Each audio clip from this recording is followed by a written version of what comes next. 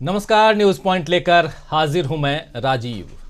तो एक चतुर और काबिल योद्धा वही होता है जो अपने विरोधी के दांव पेचों को अच्छे से समझे और वक्त देखकर अपने विरोधी को उसके ही दांव से मात दे दे।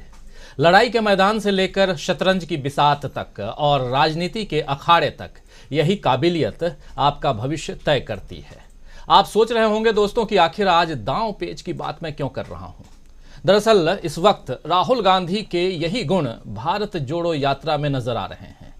बात आगे बढ़ाऊं उससे पहले आइए देखते हैं एक वीडियो जो राहुल गांधी का वीडियो है और खासकर जब वो महाराष्ट्र से मध्य प्रदेश में आ रहे थे उस वक्त का वीडियो है। और उस वीडियो में दांव पेच की बात कैसे वो समझा रहे हैं उसको देखना अभी क्यों ज़रूरी है ये बाद में बताऊंगा। लेकिन जो आप ऊपर देख रहे हैं, जो राहुल ने बीजेपी आरएसएस को घेर लिया है, जो हम लिख रहे हैं, इससे बहुत कुछ आपको समझ में आएगा। आइए जरा इस वीडियो को देख लेते हैं। जो आपसे लड़ रहा है उसकी शक्ति को आप अपनी कैसे बना सकते हो। जैसे आरएसएस आप पर आक्रमण करता है और वो पूरा अपनी एनर्जी डालता है, तो उस एनर्जी को आप कैसे उनके हाथ से लेकर अपनी बना सकते हो। तो ये प्रिंसिपल डेमोन्स्ट्रेट करने के लिए मैंने इनको कहा था, तो अभी मैं आपको डेमोन्स्ट्रेट कर देता हूँ। हाँ या कम बैठ जाओ, इससे बैठ जाओ। नाउ आप रोकने की कोशिश करो, ठीक है। Can't be done. Now I'm going to tell him how to position himself to take the other person's energy from him. Okay? So open your legs out and now sit down. Okay? Now what I want you to do is, I want you to, instead of sitting, keeping it like this, I want you to bend it like this here. Now look here, yeah. You come. Now what I want you to do is, I want you to put your hand on your shoulder. Now what you have to do, remember, you have to push the hands up. That's the most important thing. Okay. Now you start pressing and you look up and you push up. So look up and with this, push up with both these, okay? लगाओ, आप तीन लग जाओ. Go. What is going on? Oh my God, so much of energy and Push, push.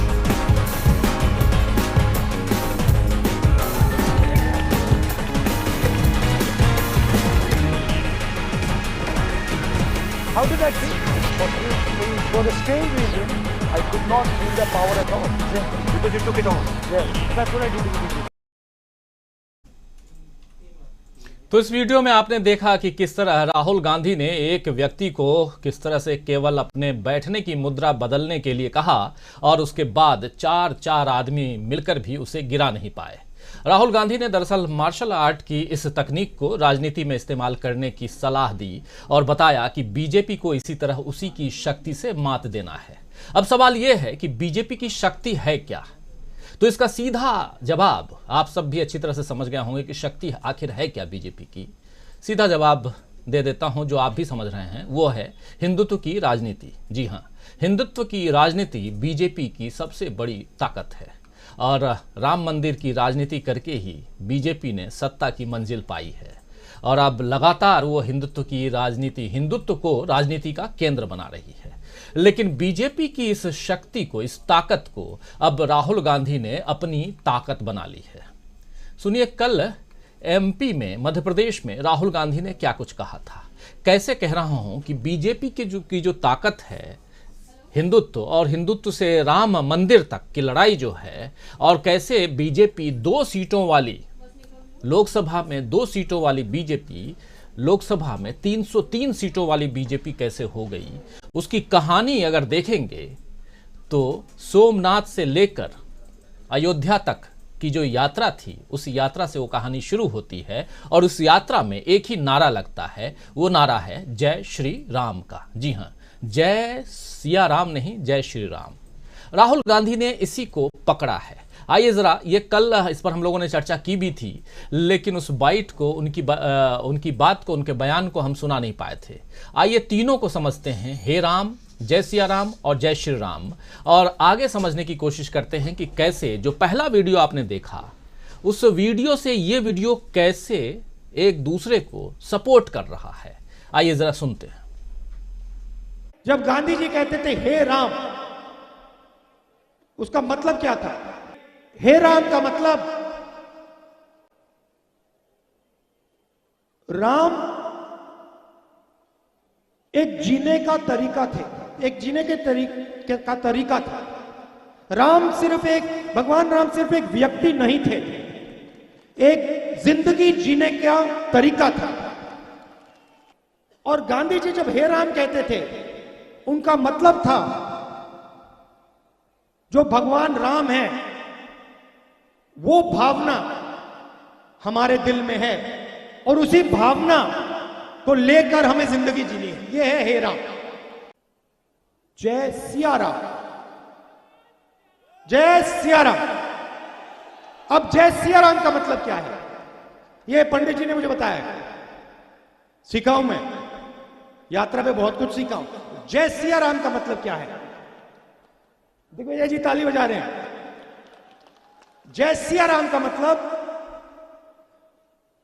जय सीता जय राम। मतलब क्या कि सीता और राम एक ही हैं।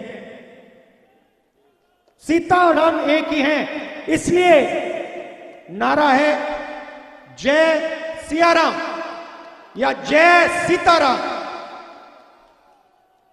सही मतलब जो राम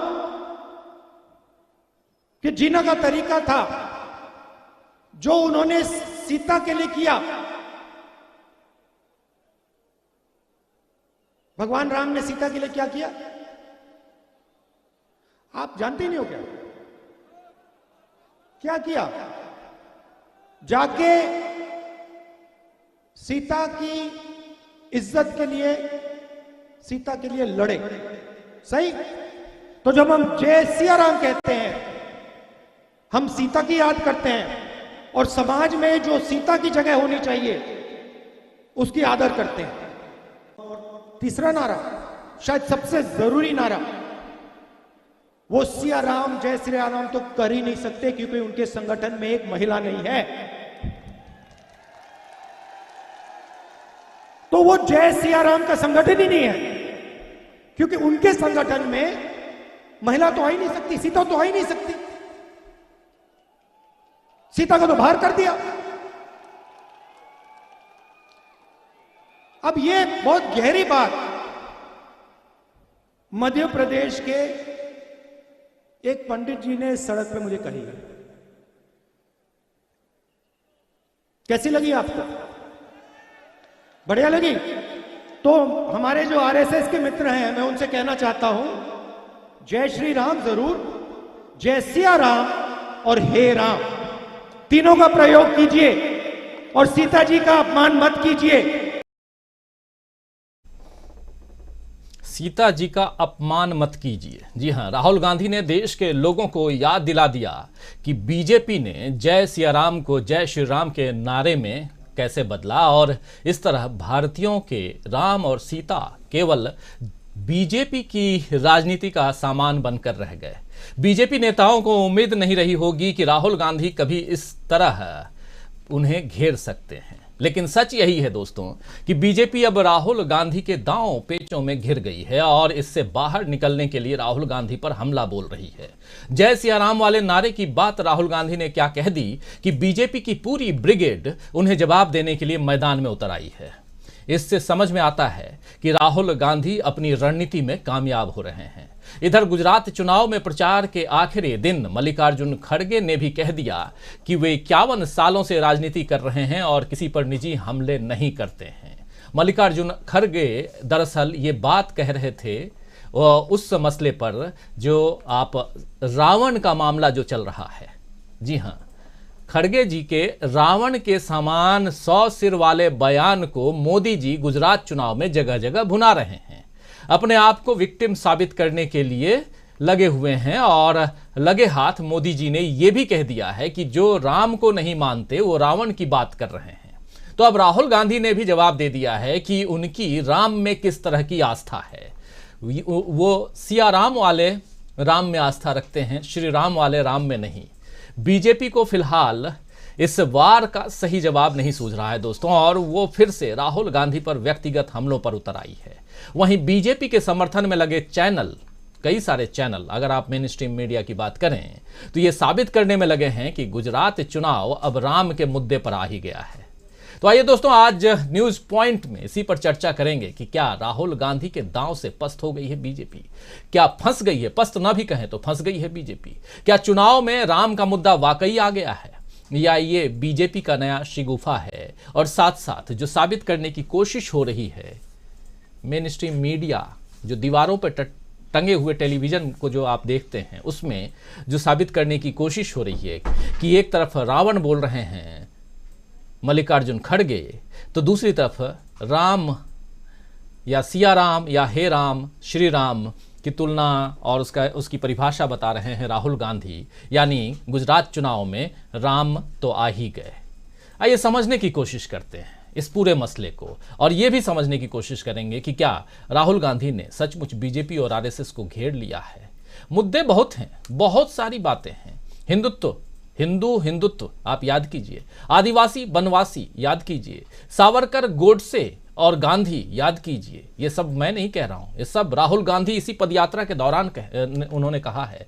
इन तमाम मसलों को लेकर आए हैं, और उसके बाद अब कल जो उन्होंने कहा हे राम, जय सिया राम और जय श्री राम, चर्चा आगे बढ़ाते हैं। हमारे